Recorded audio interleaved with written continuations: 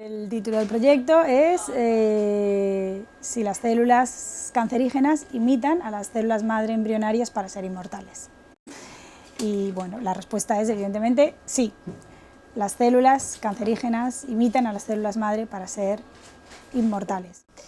En el proceso de diferenciación celular tenemos unas células pequeñas que son las células embrionarias. Estas células se van diferenciando poco a poco, entran en un estadio de célula madre, de célula stem. En este periodo están activos una serie de genes que serían genes proliferativos que darían lugar a la inmortalización celular.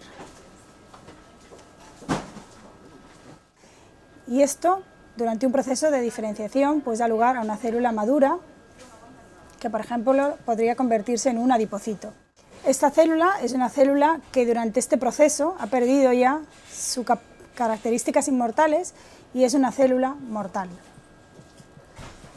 Como consecuencia de nuestro estudio, nos hemos basado en la capacidad de las células mortales, de estas células primarias ya diferenciadas, para introducirles una biblioteca procedente de genes que se expresan únicamente en células embrionarias, es decir, genes inmortales, para ver cuáles de estas células mortales se convertía en inmortal.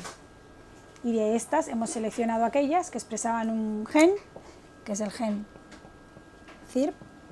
Este gen activa a otros genes, a su vez proliferativos, para dar lugar a que esta célula sea inmortal.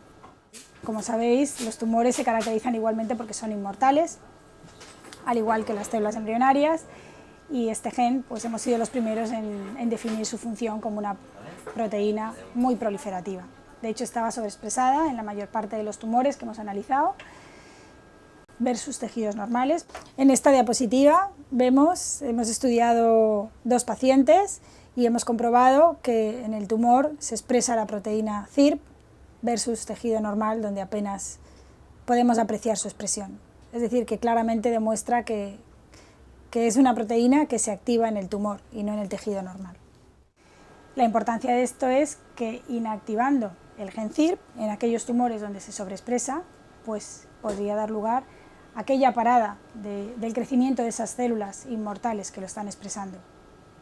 Hemos hecho ensayos en el laboratorio sobre cultivos de células para inactivar la expresión del gen CIRP con moléculas de interferencia, que se llaman, y hemos visto que realmente la proliferación de células cancerígenas disminuía considerablemente, y esto nos hace pensar que posiblemente sea una diana terapéutica que merezca la pena probar en tumores humanos.